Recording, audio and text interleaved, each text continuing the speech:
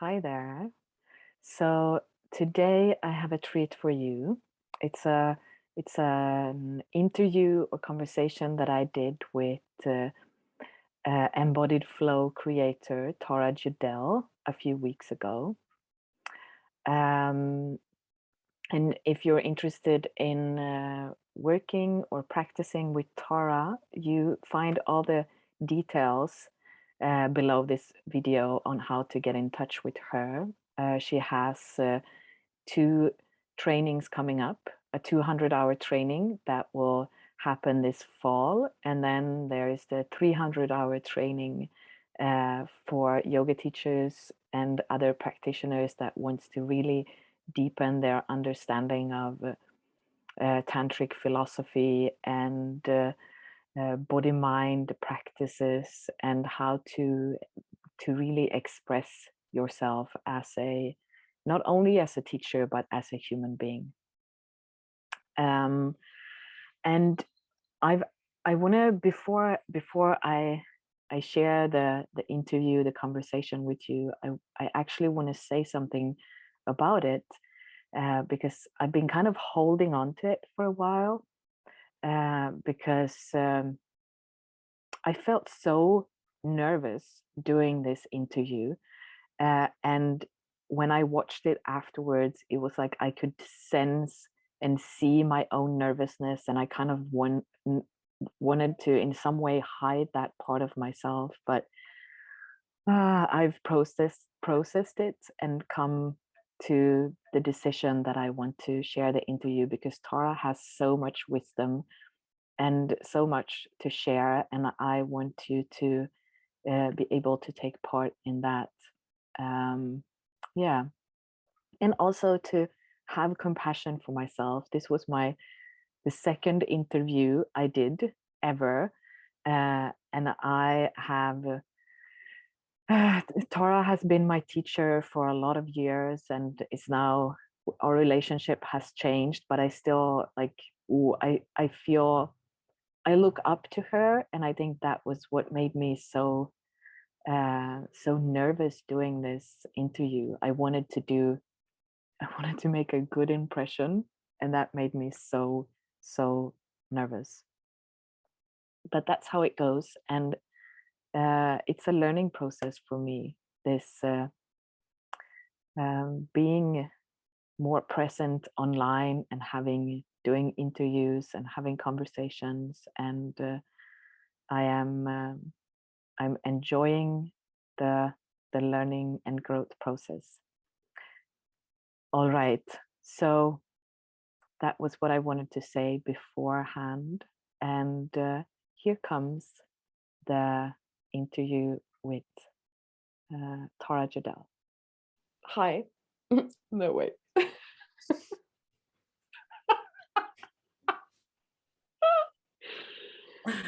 This could go on for some I time. know. It's gonna be like a 15-minute conversation and half an hour of Laughing. laughing. I love that. Yeah. Okay. Hi, everyone. Linda Nenne here. So today I'm sitting here with Tara Judelle. And Tara is the creator of Embodied Flow. And she's a woman with 30 years of experience in all kinds of explorations of movement and meditation, embodiment, somatics, yoga. And yeah, she's the creator of Embodied Flow, which is like a system of transformational yoga that combines hatha yoga and somatics and movement and meditation, tantric philosophy, transpersonal psychology. Did I miss something? No. Humor. And I first came across Tara in, I don't know if you ever heard this story, but it was in 2013. I hate that word. 13? Oh, I thought 2013. I Yeah. think you made it as a word. Yeah. So, and I was taking classes with Tara online, like pre-recorded classes at this online yoga thing, Yoga Glow. Uh, and there was this one class that I think I was in child's pose, and you just said something about the kidneys, about I can't really remember exactly what it was, but it was kind of like to sense how the what happens with the kidneys in child's pose. And I could feel my kidneys just, hello, starting to move. I was like, what the fuck is this? My kidneys are alive? And I was like, what else is alive in me? And that just kind of became my almost obsession for 2 years, to experience my body as something that's alive. And then I started studying, I think it was in 2015, and has been ever since, or not for the past 2 years, because, well, we all know. We changed our form of conversation in the last Yeah. years. You and I would just have long, long downloads and Yeah. exchanges of ideas. Yeah. So I wanted to bring you here to, yeah, to have a conversation around embodied flow and embodiment, and just see where the conversation takes us, because I'm sure it's going to be interesting. So I welcome you. Thank you. Mm. Is there something you want to add that I missed and that you feel is important to say about you?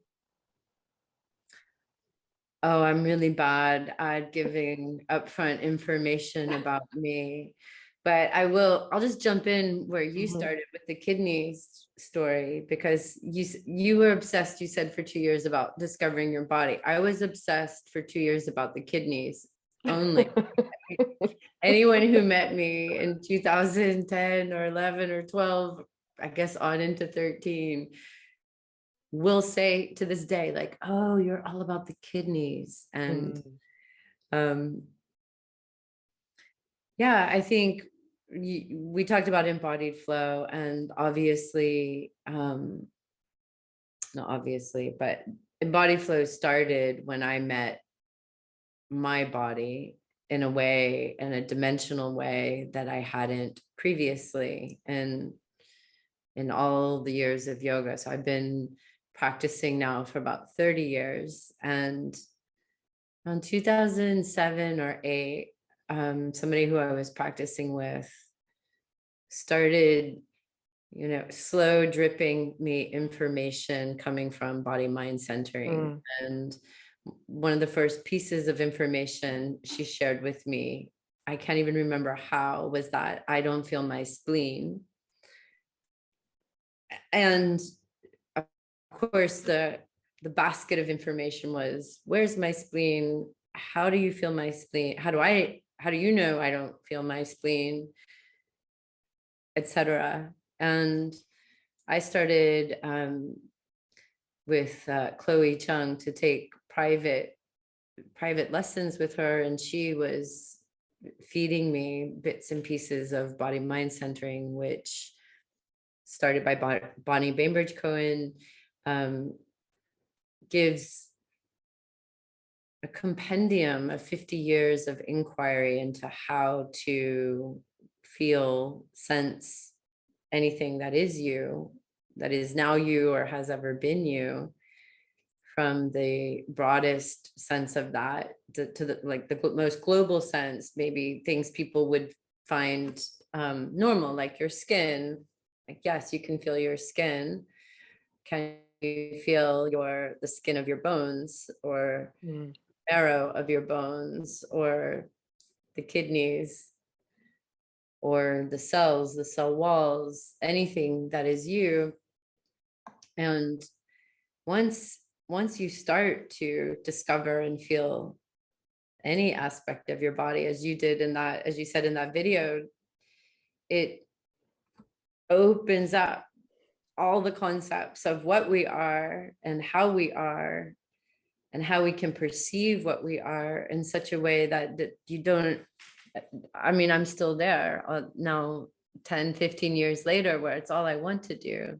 And Mm, not just then with me, but one of the great things that the last couple years has provided is the opportunity to do this work more online and to see like, oh, we can still feel each other across time and space and confirm that and transmit and resonate and those things that are mm, so uh, not just clarifying, but I think they create a perceptual realm that to me is just 3D where everything else before was 2D or it's 5D or whatever D we're up to. It's all the D's, multidimensionality. Yeah.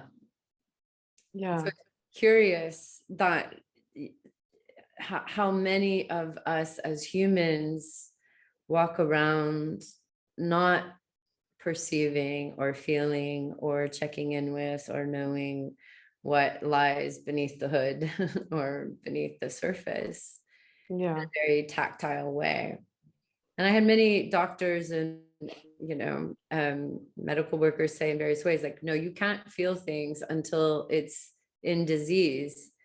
Like, if you feel your pancreas, you better go to the hospital. Somebody told yeah, me, like, really? That's so strange. Like, I could feel yeah, my heart. I have permission. I could feel my stomach. I could feel like only certain parts are, but if I yeah, feel my pancreas, it doesn't make any sense.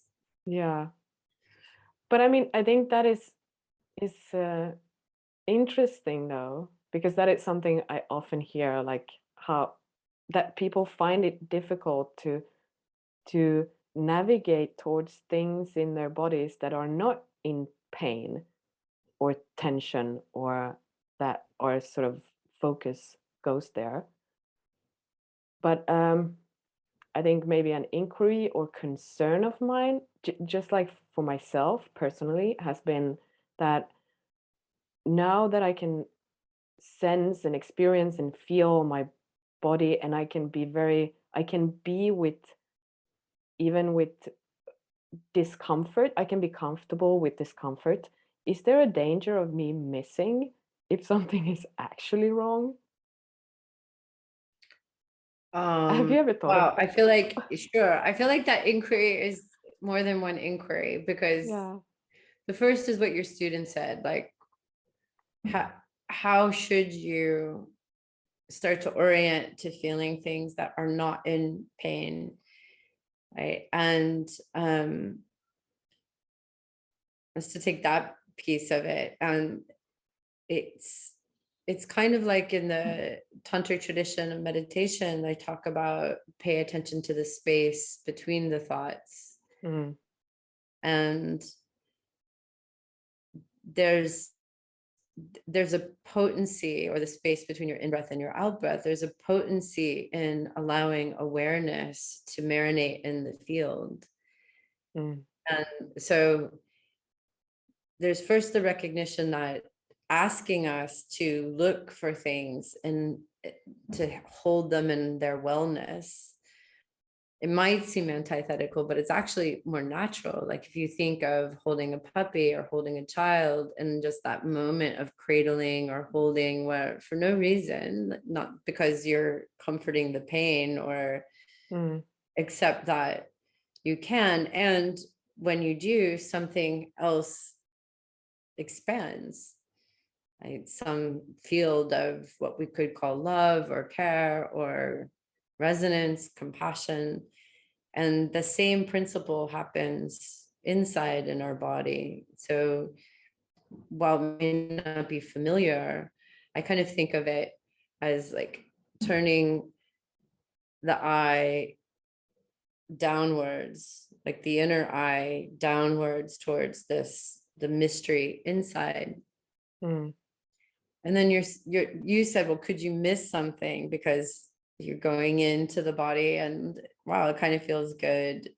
Might you miss something? And um, I don't know. I think the question is, it's possible for sure. mm, I haven't had personally that experience yet, but I'm sure all the possibilities exist. I'm sure some people have managed to discover something and others may have missed something.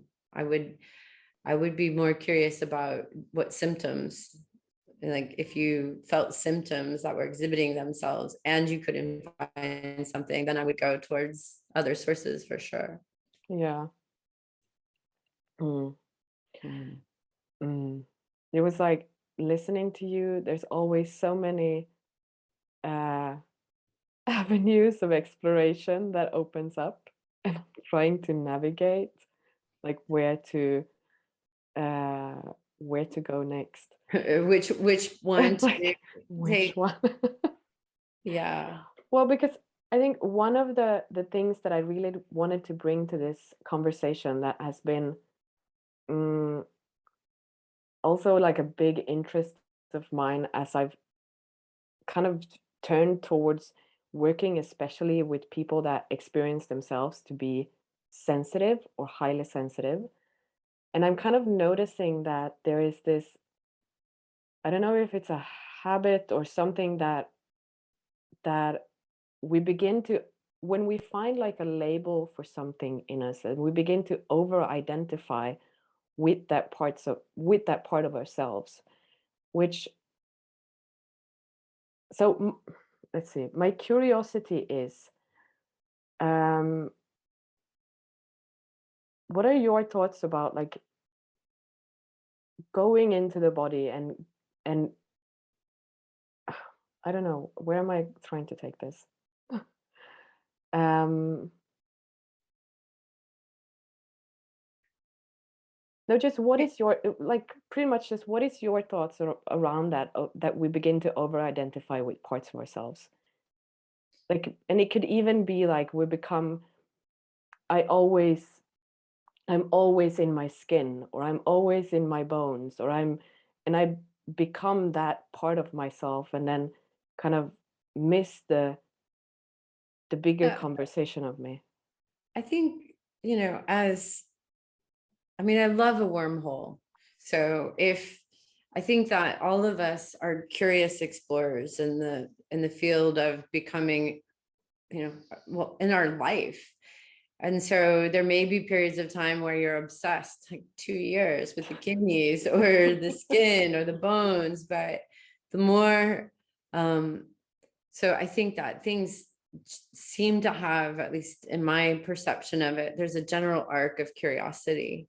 Like I Mhm. might be, I just I discovered a research paper that at the beginning of the pandemic, I was so obsessed with, like a different way of looking at the meridians and Chinese medicine and evolution and I have 40 pages of a document that I for a while, for a few months, I was living and breathing, and then for whatever reason, my curiosity took me somewhere else. And I think it's healthy to go into things, but then also, I think part of the amazing thing about knowing consciousness is that it has so many forms. So if we get monofocused on any particularity, it can then distort our knowing of the whole. And the weird thing is with consciousness is the inverse is also true. Like going monofocus into any one thing could ignite the whole. So I Mm, don't know if I think in terms of dangers or things like that, the question that we as explorers and researchers, and whether we're sensitive or whatever our personality type is is to get really clear about, is this serving my well-being? mm, For that, you kind of need a clarity around what is well-being for you. How big is how big can you hold that concept? And if you find yourself getting like agitated or annoyed, or you're not eating or sleeping, and you're ignoring other things, it's a good time to reframe. mm. What is well-being for you? I'll answer that. I just wanted to say this one Yeah. thing about sensitive beings. And because a lot of, in the kind of research we've been doing in embodied flow and embodiment practices, I think a lot of sensitive, what we're calling sensitive beings, and I'm not even sure about that label. Well, I kind of feel like that's human beings, and you're being the permeable sensitivity that we've been intended to be. And everyone else is wearing a lot of layers of armor or protection. yeah, I mean, for me, I think sensitive people are just people that have discovered access to their humanness, Or they never lost it. or they never lost it. Exactly. Yeah. Yeah. And so to me, what is challenging for people who are sensitive is to learn to navigate it. I mean, I think it's a super skill. I think it's a super power, which is also just our innate humanity, which is stunning, astonishing that, you can perceive all those flavors of consciousness, and how to learn, this, to titrate the permeability, like when is the time where that sensitivity, in safer, more contained situations, where that level of permeability becomes more and more and more, so you can feel as much as you want. And when does it serve to dial it back so Mhm. that you can function in a reasonable way? I mean, Yeah. I've had this question come up on the opposite end of the spectrum for, from, let's say, emergency room doctors. It's not the time necessarily to feel like, I don't want to feel what that patient is feeling right now. That is not in service of the whole. Mm. Yeah. It's not in service to the doctor because they wouldn't be able to perform, and it's not in service to the patient for the same reason. Yeah. Yeah. I mean, I'm thinking that as I experience it now, which is not how I've experienced it before, but that some sort of shift from that I am sensitive to, that sensitivity is a resource, is something that I have. It's a power that I can use, rather Exactly. than that it's something that I am. As someone who has I mean, a dog has 10 times the hearing that we do, or 10 times the smell, or whatever, like extraordinary senses in those ways. And it's a part of their mapping of the world. Mm. So I don't see them saying, "My God, I wish my smell was less than yours." So you didn't know that, there's cat food 2 alleys over, or I wouldn't have to think about it, or that I couldn't But hear, so I wouldn't know that, yeah, the motorcycle is coming, you can't hear it yet. yeah, Yeah, it's a way of perceiving and mapping the world, and it may then dictate choices for us, because I know I'm a sensitive person. I may not choose to live in New York City. Like, that's too expensive for my system. mm.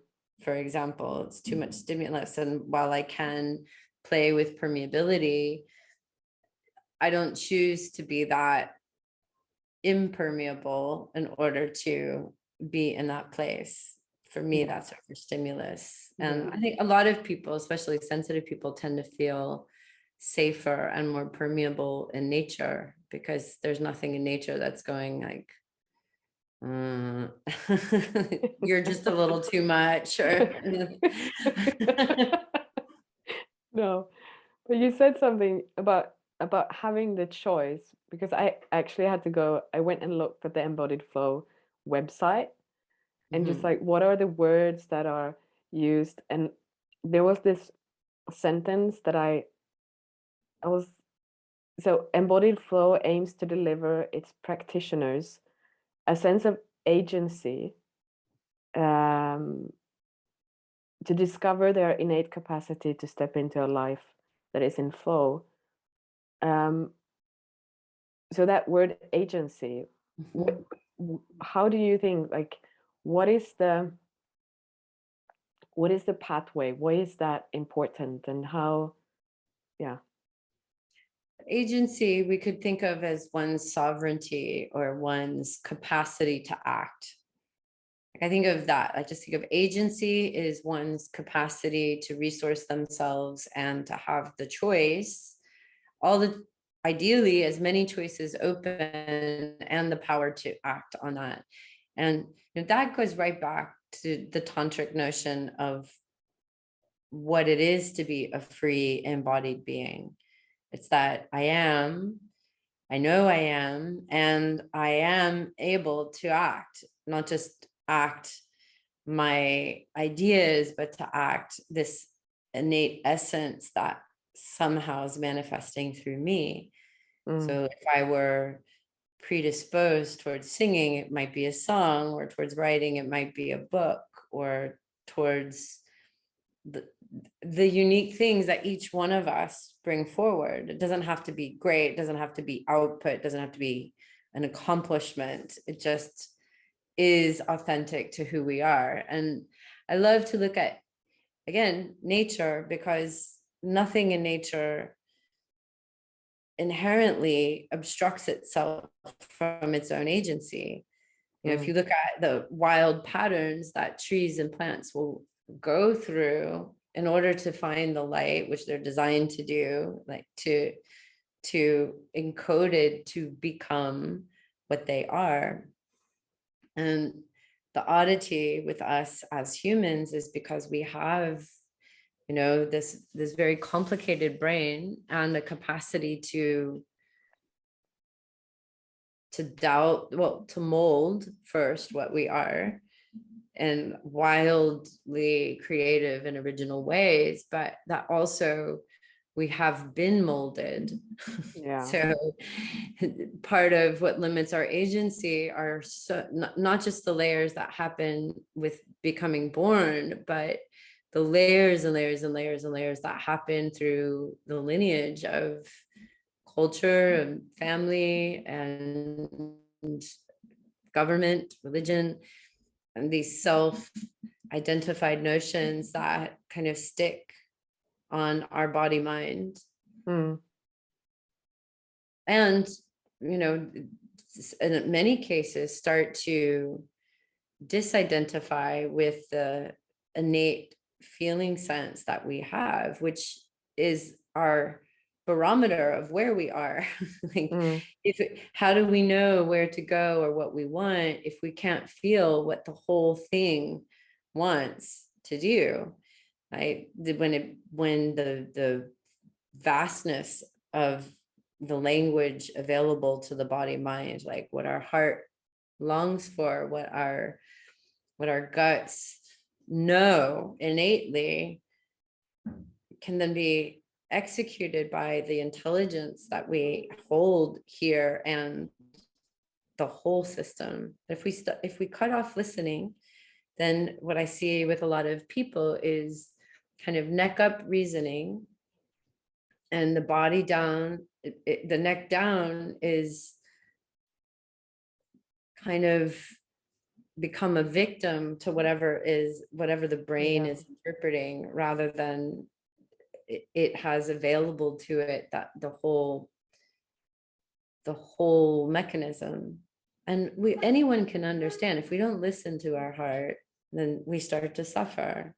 If we don't listen to Mm, our guts, then we start to suffer. And if we add up moment to moment, day by day, layers of ignoring, like if we can see very simply, if we were to ignore the feeding tube, then we would emaciate and eventually perish. If we yeah. ignore the sleeping, like, so the broad strokes things, but it's so much more intelligent than that. Yeah. I mean, and uh, just something that came to me when you said that if we ignore eating, and so I'm just curious, what are your thoughts on, because if we look at the world of yoga, there is also a lot of practice, like a lot of almost body denial things that you should like follow strict diets, do things in a certain way. that doesn't open up to Well, listening to, or do the they? challenge with so many systems is that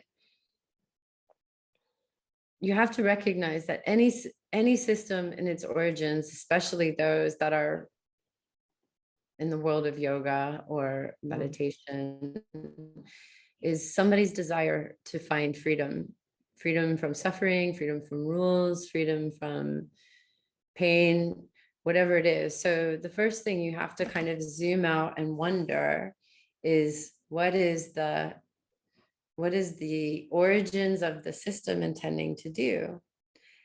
And then know that there's no code, there's no single code.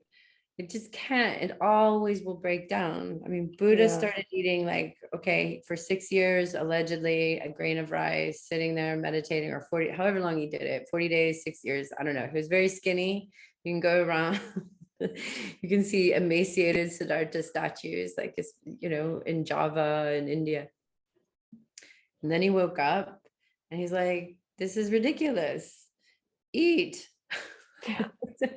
And then you have the happy Buddha statues.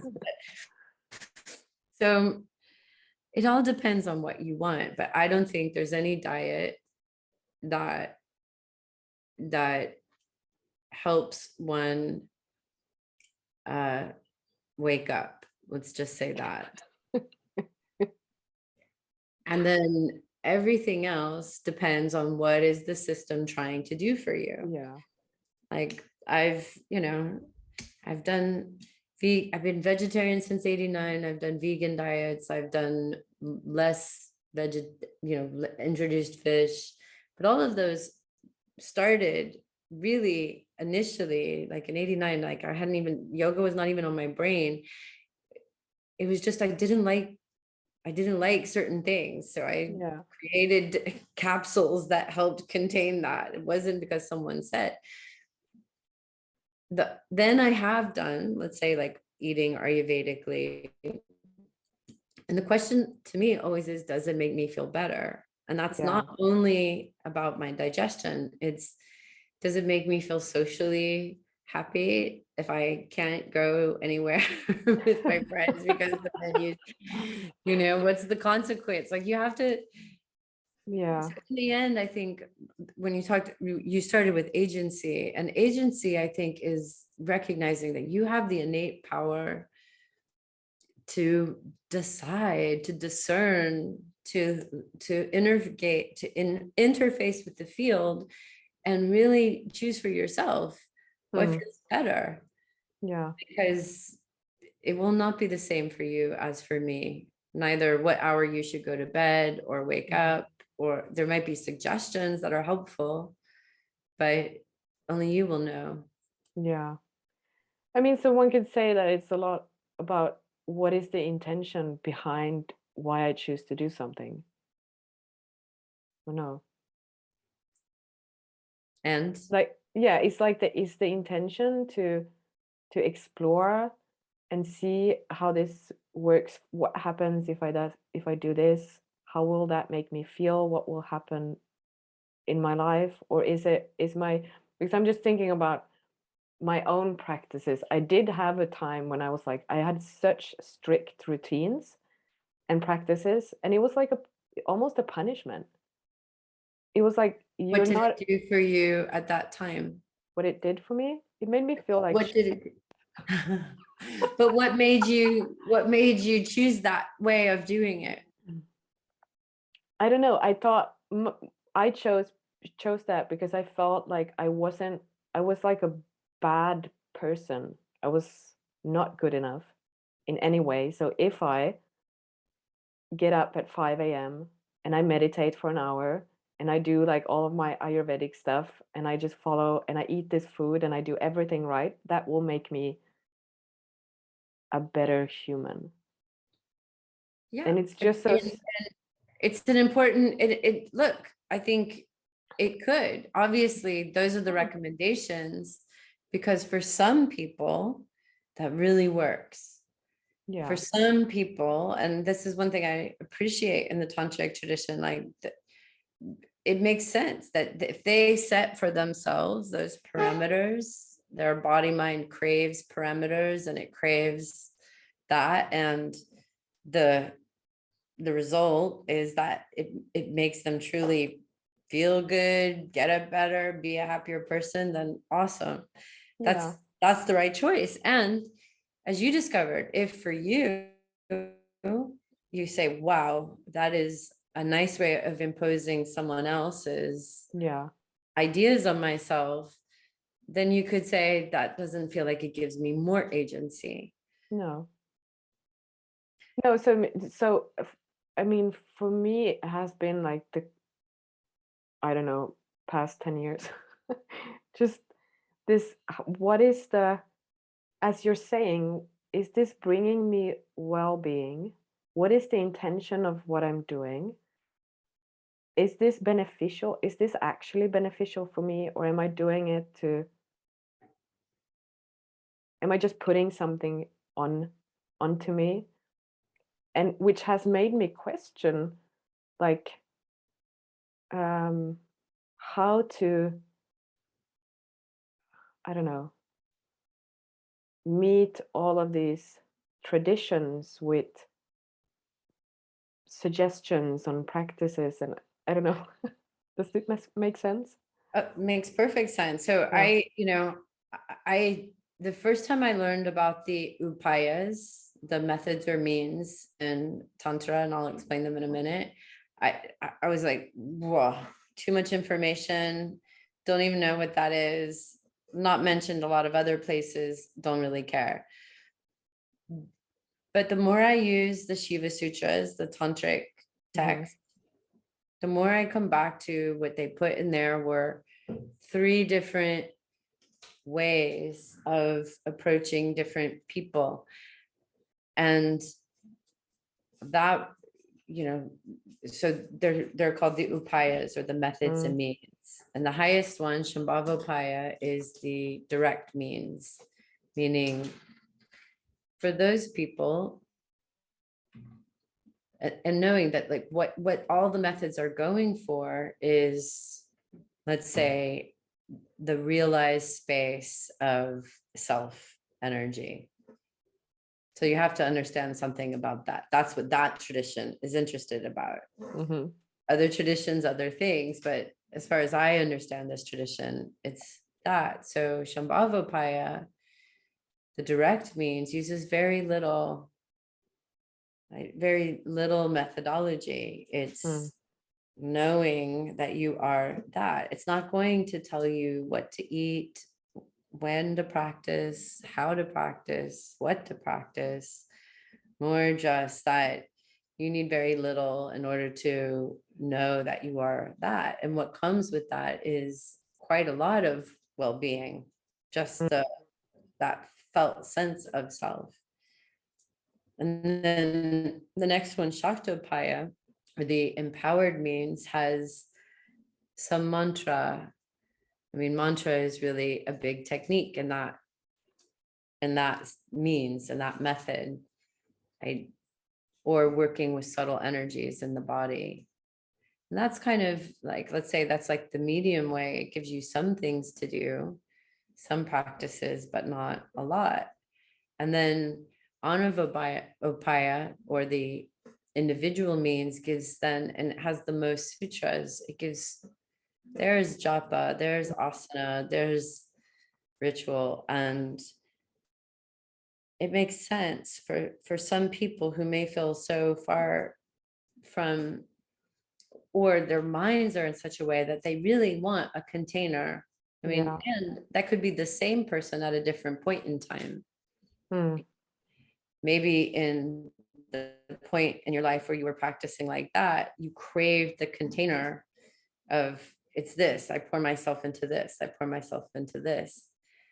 And I think consciousness at a certain point, like, got all the way to, um, my husband just lost his uncle, and in those last Mm. days before his death, I mean, he was quite old, in his 80s, but there's that thin veil of sometimes knowing that kind of witness awareness, and there's no methodology. It's just the the strategies of protecting or cloaking or holding dissolve for Mm, a lot of people in that time.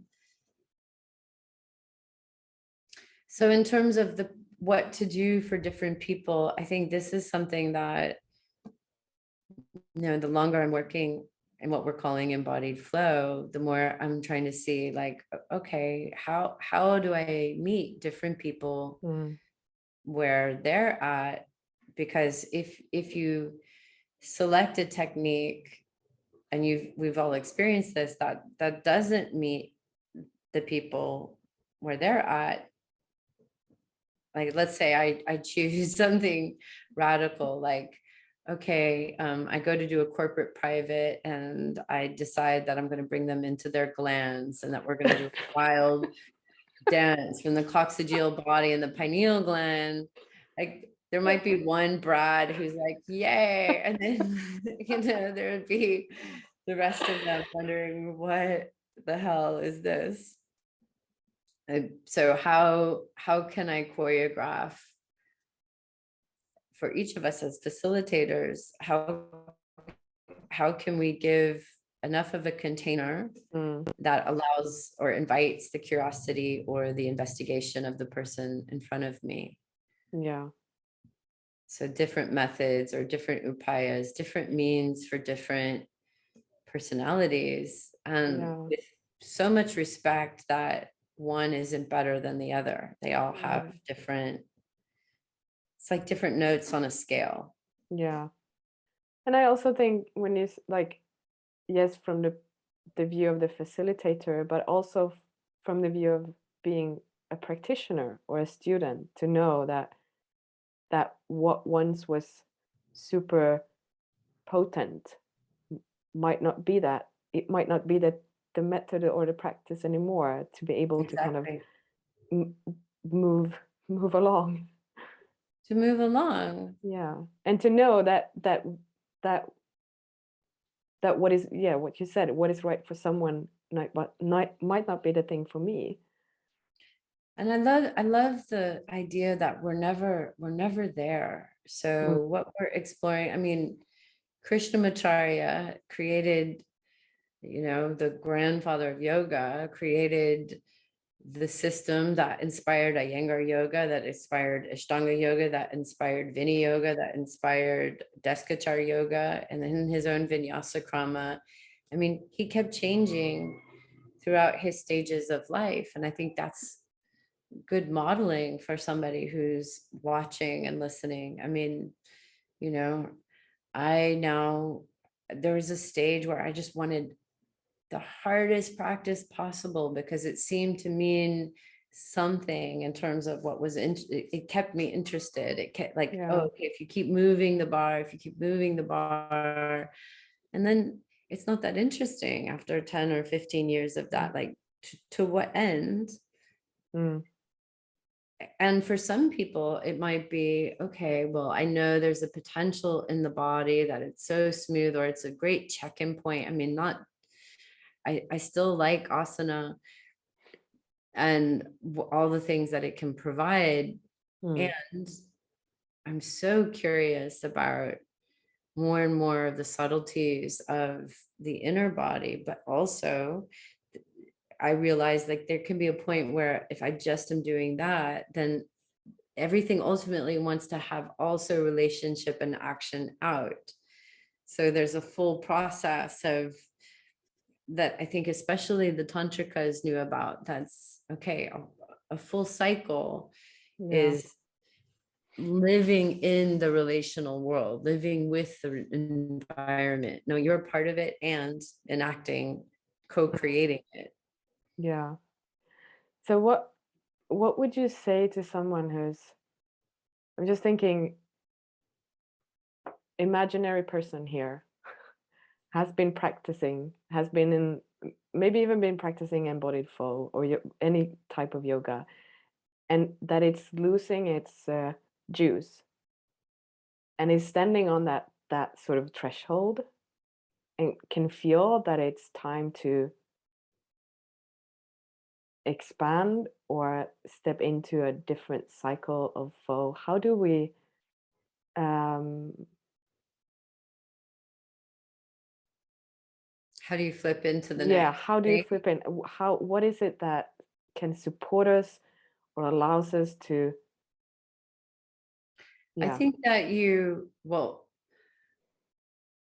what a teacher told me in drama school like 1,000 years ago, when I felt I hit a wall in improv class, and he said the wall is the doorway, Mm, like lean into the wall. And I've started to think about that a lot with yoga and creativity in general. That sometimes your curiosity is just wild, and you follow those inspirational trails, and you hold them right through, can sometimes be years. And then when you hit a wall, what I've learned to do, because there's been a few in the yoga journey, is to understand that the wall is kind of like a cocoon for a mm, period of time. And consciousness, if and I've tried different things to approach the wall, but the most recent one that came with the pandemic, I just let myself be in the wall. I mm, didn't force. Let me say that differently. I felt my brain try to force some solutions that none of them panned out, because brain can't solve that. Not my brain. And I would say after a period of about 6 months of really feeling the wall, mm, it was the gratitude of allowing the sacred tremor, this kind of impulse of curiosity to start in different directions. So I think I think you can do two things. I think you can start to say, what am I genuinely curious about now? What will never help you is, what should I do? I think. I mean, you can get places, but sure, go get your MBA, also mm. go to law school, What would be get the that in best your thing to backpack. do so that so that I'm where I want to be in 10 years? I mean, look, No. all those people have a lot more money in their bank account than I do. So if that's your aim, don't listen to anything I say. No.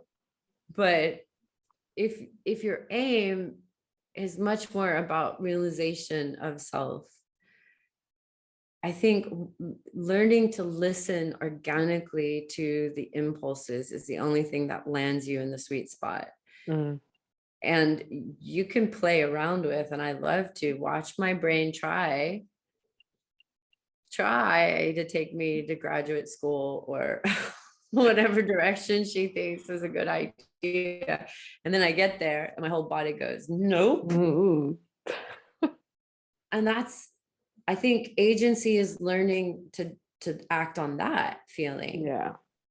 because at least it's so much better to go there, see, find out, and be like, whoa, wrong direction. And then it will clarify for Yeah. you what is the right direction, because you'll feel the opposite.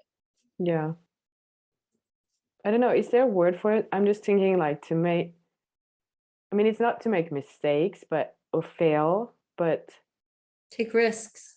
I take mean, risks or, yeah, I yeah. mean, my mom is one of my heroes, and I like to ask older people, wiser people, what do you want everyone to know? And that was when she said to me within the last year, she's like, I wish everybody would be less afraid to take risks, Yeah. try things. And we could translate that in terms of agency to say, like, one thing that we're proving to ourselves, I think, again and again, we're practicing effectively. I had a hunch, I followed up on it, and it ended up okay. And that's like a big deposit in the bank account of your agency to go, yes, you Yeah. can. And then the next time you want to do that again, it's not so mysterious. And if you do that 1,000 or 10,000 times, you've learned that full action cycle of going, okay, I felt this, I wanted it, I did it. And there's that self-satisfaction from completion. Yeah. But I mean, it can also be a sense, can it be like a satisfaction from, I thought I wanted to do this thing, so I tried it and realized that I didn't. I, So now I know. to I've- me, that's way important. yeah, I need to know that. I yeah, mean, if you have, I mean, you can think of anything that you've done in the past that you had a curiosity about that didn't actually follow up. Like I had an insane, passionate, crazy, blind drive to be a filmmaker. And then I mm, made a movie and the set burnt down and I don't have that desire anymore. Like, I don't need to do that. And maybe if I hadn't done that, I might always wonder yeah, about that, about what is that? Like it's a mystery, it's that. And there's a deep, satisfied curiosity that, and that also potentially pushed me in the right direction. I mean, the other yeah, thing too is if you keep taking on the adventure of where your intuition takes you, you have to also recognize that what you thought was the reason you go anywhere may not be what took you there. You just know, follow this thing for yeah, whatever reason. And it might be so you can know that's the wrong direction, but maybe you meet your future partner, or maybe yeah, you meet the person who tells you the right direction, or yeah, it's a scavenger hunt. yeah. I'm just what I just came to think about that. So to really to listen to our intuition is not so much about sitting and listening, but it's about action. It's Like about, to I think Bonnie's title of her book, Sensing, Feeling, Action, is a really good sequence, yeah, because I guess the sensing part, when you know yourself somewhat, mm, is allowing first the check-in. yeah, I, and sometimes, if we're talking about following intuition, if we've gone in, sort right of on, into yeah, that pocket, I like to sometimes sit with two choices and see which feels better in my body. Like if I say, for example, I'm going to move, to whatever, mhm, New York City, because we said that one. And if the feeling in my body is like good, then that's something to listen to. And then I have to wonder, like, is that close or that contraction? Is that fear? mhm, There's a different thing. Like there's excited fear. yeah, There's kind of an inner yes that might be accompanied with the fear of something we don't know. But then there's a like, I really don't want to fear that you feel when something feels noxious or toxic mhm, or bad to your system. And sometimes you might have to sit with that going back and forth mhm, for some weeks. But I think learning to listen to that is one of the biggest things we can do for our freedom. Like, yeah, you don't need a reason. mm, So when we talk about agency, and the other thing, like when people hit walls, there's a lot of trust, I think, involved in terms of resourcing self. Part of seeding that trust into our body is trying things out. That's the action piece. mm, Like, how do you know you can? Well, you've done. It's like, how do you know you can drive if you mm, drive? It's like, it's pretty mysterious at the beginning, but that hopefully now you don't get in the car and go, how do I do that? The same thing is kind of true with following your intuition. And, I think learning that we like the clarification that comes with the nose, like that, and that it doesn't, it's only by this unique organism's needs and wants that we have to go, that we have to attend to. Yeah. Yeah. Yeah. There was one other thing I was going to say, but I think I lost it in that Mm. chain of intuition. Oh, and about walls, I think the other part is recognizing in our culture, especially in creative acts, that dormant periods are not real. It's not really dormant. Mm. It's, and we know this from Tantra, that there's just a pulsation, that things expand and contract. So we know if Mm. we have a creative expansion, it will subside. And there has to be kind of like a lull period for most of us until the next period of expansion Yeah. happens. And the wall is the beginning of the still point. And it feels, I mean, but having just gone through it, it feels so crap to go through the wall. But if you know, and because I was like, I know this feels bad, but I also know it's the fertile ground. Yeah.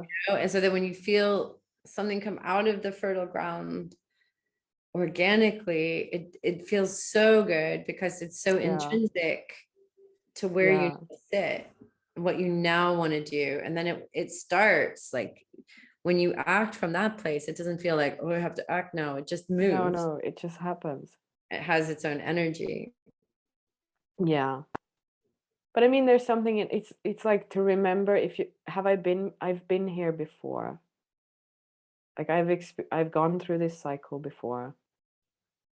There's something on the other side. Yeah. Yeah. It's like knowing the seasons. Yeah. It's really that. So it's the seasons of your output and the seasons of your capacity of creativity. I mean, nothing is ever, I think the more we understand about the pulsation, the better. It's like you're never always awake. You're never always creative. You're never No. always outputting. And you're never always open to your full spectrum of sensitivity. Mm. And you're never shut to your full. So it's, Yeah. part of the navigation of our embodiment is learning the nuances of the where, what, when, what, how, how much. And if you think that, oh, Tantra was an alchemy practice initially, Mm. that's it's what we're doing constantly is figuring out what's the alchemy in this moment that helps the well-being of the system. And you Yeah. said in a question I steamrolled over some minutes ago about what is my sense of well-being.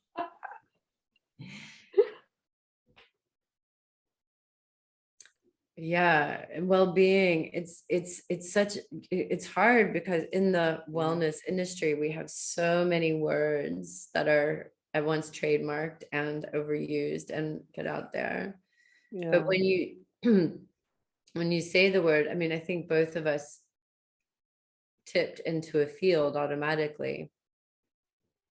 Like it felt like we just like sunk energetically into the same bath. Hmm. And it feels like that field of, it's so funny because my dog's in the room, and every time we do that, he goes with his whole body, just like a Mm. full body sigh. I mean, he has short arms and legs, so he's like a little sack with little legs. Um, so well-being has that felt sense of the spaciousness. I think there feels to be a part of, in my body, it feels like a continuum of the field, like my separateness from the field doesn't feel separate, but rather it feels very held. Mm. My body, it feels buoyant and full at the same time. Yeah, and I feel just sourced in me. That's when I feel well. These are the qualities I have. There's like a lightness, an alertness, but not Mm. overly alert, and kind of inner elation. I always think that like if I look at puppies just out of the gate, they all feel like well-being to me.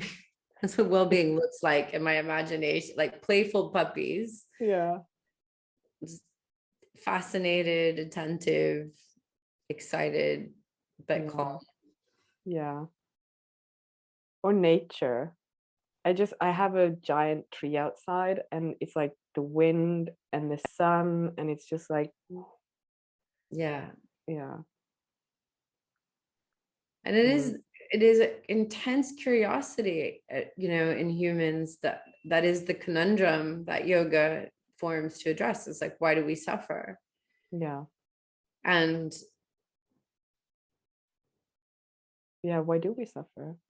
it feels to me, the solution that Tantra yoga comes up with anyways, is that it's the forgetting of our nature. Mm. And the more I look at animals in nature, I'm struck by their beingness. Like it doesn't feel that the doubts, the fears, I'm sure there's innate fear if they're being stalked, or Yeah. but the see, that was the opposite of doing the deep sigh. That was Yeah. responding to a motorcycle that, right, he can hear. That was my example. Yeah. That we could barely hear. Thank you for protecting us. Yeah.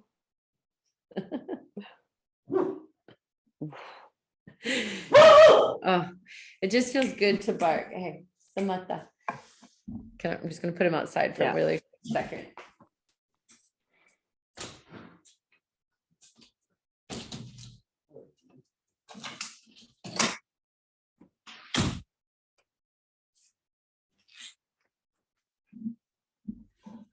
There's no filter with the animals. It's that. Right? It's just they feel to bark, they bark. They hear something, they respond. They feel something, they do it. And it's curious that we don't Yeah. as humans. And that those filters, as Tantra says, knowledge is bondage, that we start to bind to things that make us believe we're something other than what we are. Mm.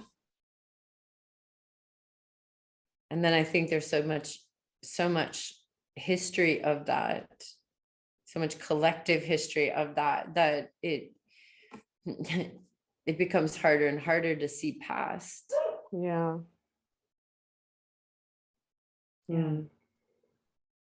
We're very good at suffering. We're good at suffering. Yeah. Humans are very good at suffering. I think we're good at suffering and bad at admitting that we're suffering. Yeah. Yeah. But it's funny because the admitting that we're suffering is, I think, isn't that where Buddha started? He's like, Mm. hey, we're suffering. This sucks. This sucks. Let's start to figure Yeah. out how not to do that. Yeah. And isn't that like a big step on this path, is to acknowledge that one suffers? No. I think to Or acknowledge that either if those words, for me, I was definitely suffering when I found yoga, and that's why I found it. yeah. And that was not even a choice. There was no other, that's what brought me there. That's what kept me there. That's the whole thing. So I'm probably biased. I think that it helps if you start there. It helps keep you there, because who doesn't want to not suffer? Yeah. But the other thing we might look at is, how clear are we about what we actually are? Mm. Because I think that I suspect that a lot of humans put on some kind of costume personality to become what they think they are. You suspect. I know, but it sounds more Sherlock Holmesy if I say I suspect. I suspect was Professor Plum Yeah. in the pool room with a light feather. We fundamentally don't know the isness that yoga tradition calls Atma, or the big self. And I think that creates a lot of uncertainty and a lot of posturing Yeah. with humans who are trying to figure out, what am I here to do? And the well-being that we just described, that innate sense of it, I think gives a lot of space in order to discover what wants to happen. Mm. But and as I say that, I recognize it's a luxury to have the space, the time, the sourcefulness, to have enough needs met that we can contemplate those things. Because if we're surviving, it is first task. Yeah. Yeah. Mm. So one last thing before we end this conversation. You said that you ask older, wiser people. So I'm Yeah. gonna ask you what What do I wish? what do you wish that everyone knew? What do I wish everyone knew? Was that the question? Mm-hmm. What I asked my mom and older, wiser people is, Yeah. if you had one thing that you wish everyone would know, having Yeah. lived your long life. Yeah. At the moment, and I can't say that this is what I will say in 20 years, Of but course at the not. moment, I feel like every energy comes here, like the full completion of it is expression. So I wish that whatever we call expression wouldn't be so scary for people, in ways of sharing what they feel or think or wish to voice their point of view. Like I wish everybody knew that they deserve to have their perspective and their point of view and their awareness, presence heard and seen, because there's a very few people who give themselves that privilege, and they take up a lot of the space and we don't get to Yeah. hear. Yeah. So some of the especially the sensitives who feel so much, but then we want to know too, what is that? Yeah. Like, we want to know, what is octopus consciousness, or what is dolphin consciousness, or I think humans are that diverse as well. Yeah. So I think we lose a lot of the totality of the human race or the human species, without getting the advantage of their voices. Yeah. Mm.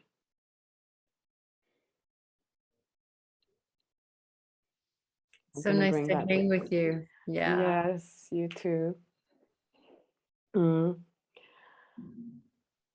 Oh, I'm gonna have to go back and listen to the conversation. So much goodness, always, to talk with you. Just Yeah. everything that flows through you. Mm.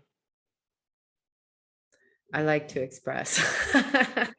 I often, some people say I express too much. No, I don't think so. It's just what this bird does. Yeah, it's your thing. So thank you so much. Um, Mm. I'm just gonna cut the recording here. Shoop. So now it's like, now we can be free. Dab cat, dab cat.